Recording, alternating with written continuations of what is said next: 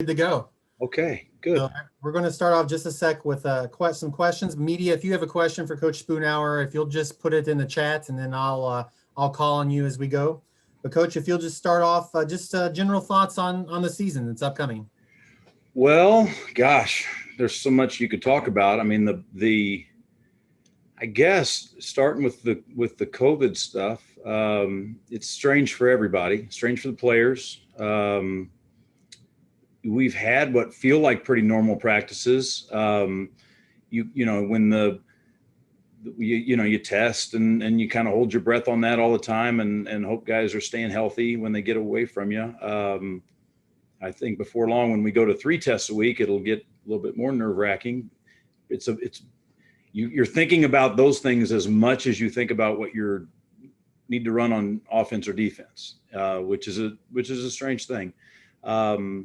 But I feel like, man, I really think our league's done a good job they're just working hard as they can go, trying to figure out a way to get this going. Same thing with the Ncaa. So as much as we get mad at the Ncaa, it's not all bad to compliment them when I think they've done a good thing. And I think the idea to give guys an extra year was a really smart one. And I don't know. I think guys are excited for the season to be here. So that's good to see. Perfect. We're going to go into a couple media questions here. Just one sec. I got one more for you first, though. Okay. You sort of touched on it, but with this year being anything but normal, how do you keep it as normal as possible for your guys? I think if you try to do that, you might drive yourself crazy. So I'll just sort of roll with whatever it is that day, because we've all seen it. I mean, at any time they could say, hey, you're going to have to sit out for 2 straight weeks.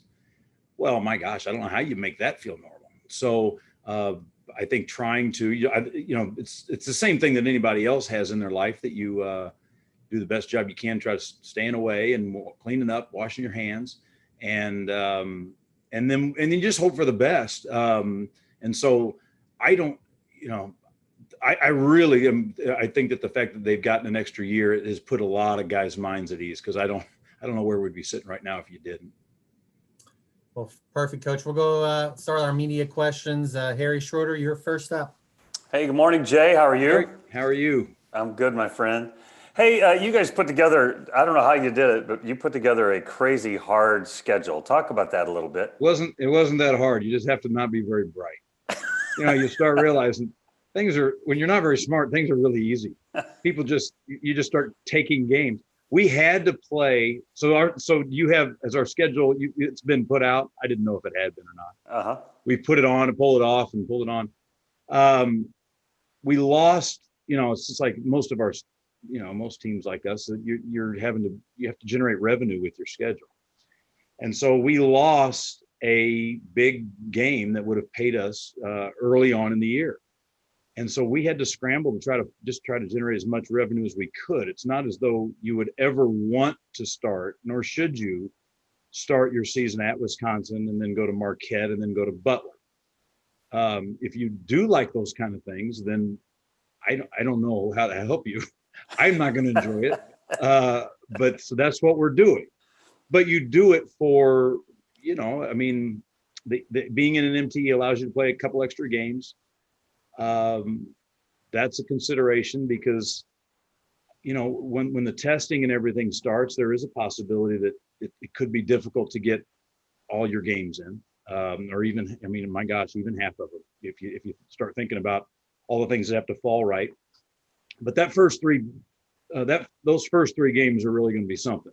After that, it goes back to kind of what our schedule stayed mainly intact after the 25th. So it'll just be it'll be a shock to our system right off the bat, but then we can kind of settle in. I like that we're playing 20 league games. I think that was a good idea. And then how much fun or how interesting will it be for the Wallace brothers to play together? Oh, it's cool. It's cool every day that they're hanging around and doing stuff, and so that's a neat deal. I know this, that I used to think about this with my dad, that whenever I'd get mad at him or he'd get mad at me, there was a time that you thought, you're spending every day with your dad when you're 30 years old or 32 years old. That is a unique situation. Most people don't get to do that. And so Jaden and Josiah, it's a similar thing where shoot, they would, who knows? People disperse once they start going to college, and then they see each other at, on the holidays. These guys get to be with each other every day, and that's kind of a nice thing, whether they know it or not at this point. I'm going to throw one last one in. Will you keep them over the holidays? What's going to be your situation over the holidays? I don't know. We've tossed around a couple of different ideas. Because obviously each thing presents its own issues, and you can't very well tell people they have to stay here. That's just a fact. But I think that it's probably smart to limit your interactions with folks as much as you can, because it is if you do have a situation that, like, I don't know, I guess UConn maybe is in the 14-day thing.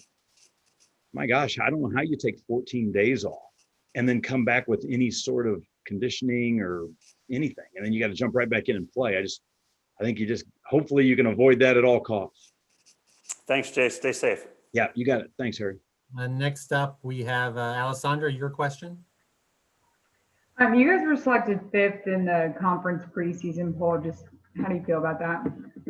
Oh, I think it's all right. It's where everybody ended. We have everybody back, but when you look around, so does everybody else. And so how you could select Austin P any different than 1 or 2? Same thing with Murray, Belmont, and then EKU deserved everything they got last year. So it's going to be hard to break into those top 4 getting selected.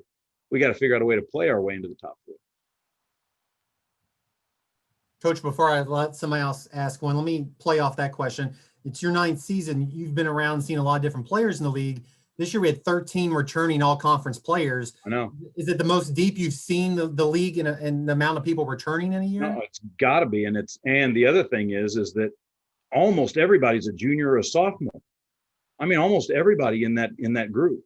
And so when you start thinking that every one of those guys are juniors and sophomores, and that they all get another year, my Lord, you're looking at what could be the league is in really as strong a position as it's been. Pandemic aside or anything else, it was going to be a great year anyway. Because I know that our team's better. I know we are, but I'm positive that everybody else is too. So really have a chance. That's the one drawback to not having as many non-league games, is I think that our league could have gone out and really done some good. And we still will, but we won't have quite as many opportunities.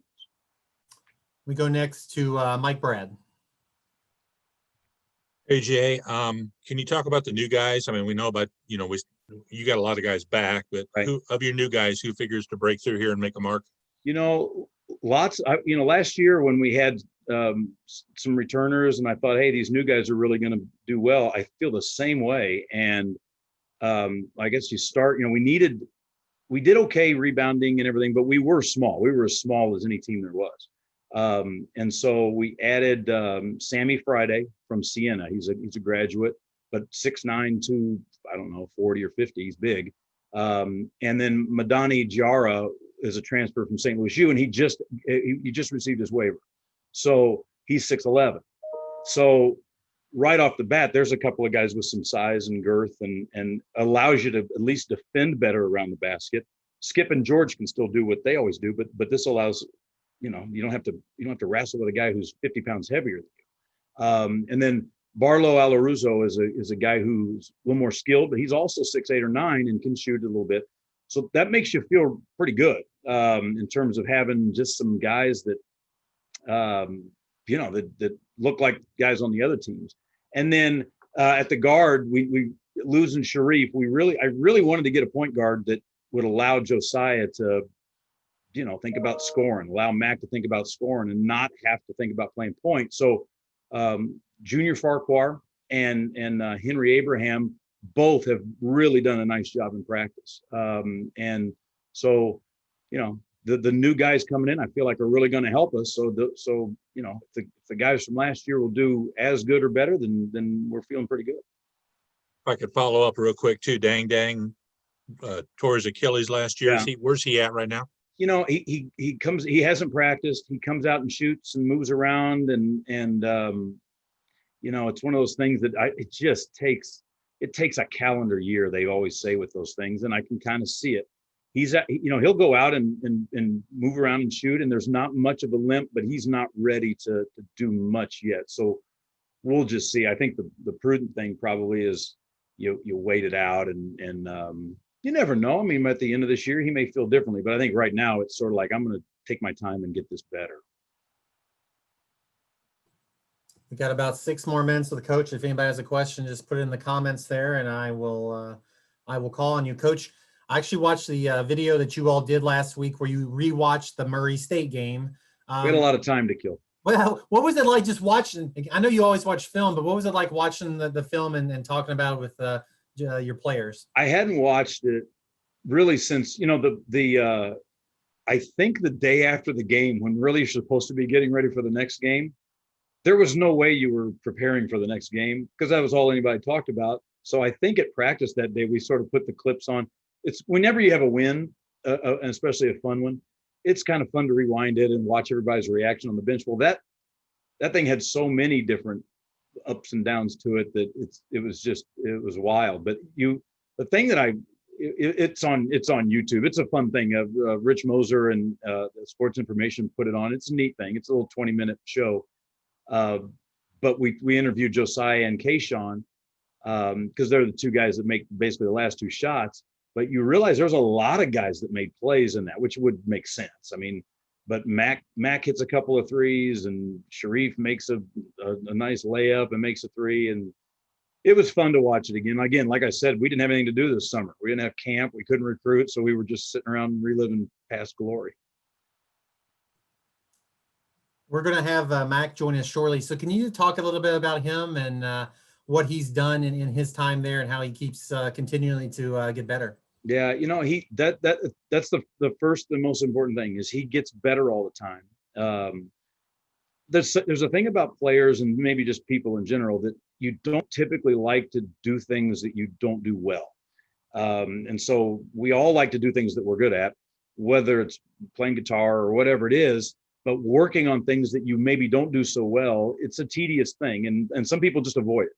And Mack's never really been one of those guys. Mack, if he needed to work on his left hand, he worked on his left hand. When he first got here, it was defense, which it is with most guys. And he just kind of kept fighting it and working at it and just got better and better and better. And, now the thing that everybody asks him about is the streak and the threes, but he's way more than that. And that the reason he's on the floor lots of times is just because he does his job. He's a calming influence out there. He doesn't make very many mistakes. He hardly ever has turnovers. And so that and the fact that he has become a guy who can really guard from a help defense and in every way, it allows him to stay on the floor and make those shots. And he just had a really, really good career, and so I'm happy for him, and I'm glad to have him back for sure. Mike Brad, another question. I'm kind of stupid, I guess, on this, Jay, but I guess 2 questions. Is there a minimum number of guys that have to be able to play to have a game? I think so. I thought that I heard, I can't remember if this was a decided thing, that you had to have eight roster people in order to play. Somebody can correct me if I'm wrong on that, but I think that if you have 8, then I think you have to go play. I know I never was much of a favor of having a minimum. I just thought, I sort of just thought that if you couldn't go play the game, then it was just an automatic forfeit, was the way I thought that it should have gone.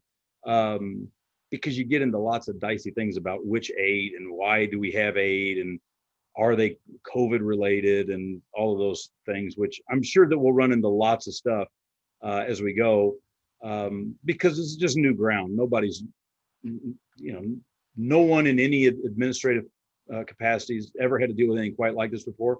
And I think they've done a really, really good job of just trying to move us towards having a season. The other thing would be talking about something you've never had to deal with before. You've got a 16-man roster. Theoretically, every one of them is back next year. How do you manage that? And you've got recruiting, but you really don't have to, and that's got to be tough. Yeah, well, you just can't do much. I mean, I would assume that there's going to be lots of guys. I told all of our guys that were seniors or otherwise, that, you know, if you were able to graduate, I mean, it's a great thing that the NCAA has done. And so it allows people to graduate and possibly play on. But if you graduate and have an opportunity to go play professionally, I really think they should do it. You only have so many years to make money with your body. And now, if they just cannot get over the idea of playing without me, then I can understand that. But if they want to go on and try to have a career and do that, or just go on and live your life, you could also go on and live your life, and have start your career. That would be fine too. We won't know any of that until April or May, and so you'll just I think you just recruit guys and try to see people as much as you can. But we're not going to be able to sign anybody until we know that someone is not going to be here. That's the best answer we've gotten so far, Coach. The funniest answer too. Anybody else with one for Coach in the chat, and I will call on you. Mack, what are you most looking forward to this season? I'm most looking forward to just playing another year in college. Could be my last year, depending on what the future sets for me, and really just having fun with the guys again, the newcomer guys, the returning guys, just being able to be coached by Spoon and just have fun and just enjoy life. What it was for you personally the hardest adjustment in with the pandemic and when stuff shut down in March through the summer to get to where we are now? What did you have to adjust to get to where we are now? I had to adjust my lifestyle because, as everybody knows, wasn't no gyms open. We had to stay in the house, and the neighborhood I live in it wasn't the best. So my grandma and my mom, they didn't want me to go down to the park. And then when I was able to, they had put chains on the rim so we couldn't shoot the ball, and it was just hard. So I had to make like homemade weights in the backyard. I have actually bought a goal and put it in the driveway, and I just had to maneuver around things like that. And whenever I got in the gym with my friends, then I just went all out and just enjoyed it. I've got one more, and then we'll open up to the media questions. Coach was talking about just your improvement from your freshman to your senior season. What do you think you've improved most from when you got to EIU to now? My defense. In high school, I wasn't always the fastest. I wasn't always the quickest, the more athletic. But one thing I was a person that had heart and who never gave up on anything. So when I got here at EIU, I remember in the summer, my senior guard, Montel Goodwin, he was just roasting me off the dribble, just shooting over me, and I was getting frustrated. And I knew from that point that it's a man's game. Like I have to step up, and I just have to just be at it. So every time in practice, either I had to guard him or I had to guard someone else that was able to score. And I just really just told myself, just make sure he don't get a shot off, just make sure he don't score on you. And it just turned over from then to now, and then just correlate to the game. All right, we're going to go to some media questions. Again, if you have one, put it in the chat, and I'll get to you. We'll start off with Harry Schroeder first. Go ahead, Harry. Yeah, good morning. Just knocked my earphones out. Hey, I've known Jay a long time, and he's a guy that everybody likes to talk to in the media, meaning he's like a fun guy to talk to. Is he that fun on the court as well as a coach? Yeah, he has his moments. Of course, when you're playing basketball and you want to win, you're going to be hard, you're going to be strict on things. But one thing I can say is he's never really told any lies. When it comes time, he tells us stuff that we need to do to win the game. And once we go out on the court and we stick to the game plan, or we do the things that he told us, apparently we win or we become close to winning. So it's not like he's just talking just to hear himself talk or to waste breath. He's telling us things that he's done or he's witnessed and that he's accomplished, and he wants us to do even better. And then what about your future with the NCAA saying there could be extra years of eligibility? I mean, I'm not asking you for a decision today, but how are you going to weigh all those things out after the season's over? That's I don't know. Honestly, I just take it day by day. Just like with my school classes, just like with practices, I don't think too much ahead because nothing's promised. So I just go day by day to see a better day. And you've got so many guys back. Talk about some of the guys that you've been there with a long time and what it means to have this senior season with them. Um, you know, being able to come back with Kayshawn Charles and Joe, Skip, Dang, and G, it's just been amazing. Like K was like one of my best friends off the court, and we joke around. But when we on the court, you know, it's a chemistry because we all built that off the court. So the way me, K, Skip, and the rest of us play is becoming as one. It's like one big family. Appreciate it. Best of luck this year. Thank you. Anybody else questions for Mack? Just let me know there in the chat and I will call on you. Alexandra, if you want to go ahead and ask your question. How does it feel your senior season? You and your team at Josiah, you guys are like all on the all OVC team. It feels good. I really don't try to get too big headed or too much into that, but it just shows that me and Joe hard work really pays off. You know, coach count on us, and we just take it to the chin and just step up to the plate and be able to knock down shots, make the right plays, and most importantly, just be very coachable. Mike Brad. Hey, Mac, I don't want to jinx you here, but I got to talk about your streak. You can break the NCAA 3-point streak around Christmas time or so. When you go into a game, that's got to be in your mind a little bit, isn't it? Yeah, it's in my mind, but once I'm going through my shooting routine and warm-ups, I just try not to think about it. Of course, every shot that I take, I want to make, but I don't know. I really, it's hard. I really try not to think about it. It's one of them things where it's like, if you think about it too much, you're gonna jinx yourself. You're gonna mess up. So I just really just go out there and just play the rhythm of the game. And another question for a kid from Indianapolis getting to play at Butler, I assume that's a pretty big thrill.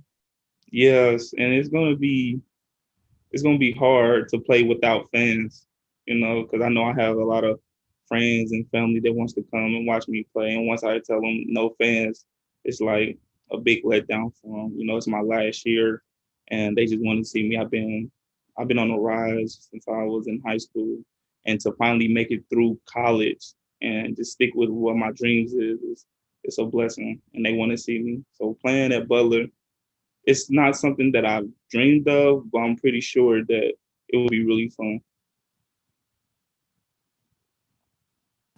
Anybody else? We do have a follow-up, Alexandra, if you want to ask. Yeah, to kind of like follow up on that question, just not having fans, your pregame kind of routine, does it have to change because you won't have kind of the energy from the fans? It really won't change. It'll just be kind of awkward because when you look around, you seeing people come down to the stands and they eating and they cheering already. It's just gonna be weird not seeing them, you know. And then when you're playing, sometimes you get that energy and you feed off the crowd. So it's like now we have to feed off our own teammates, especially when you're at an away game. So even when I'm at home or away, I feed off both crowds. So it's going to be weird, awkward. Well, Mack, thank you for your time this morning, and best of luck to you and your teammates this season. Thank you.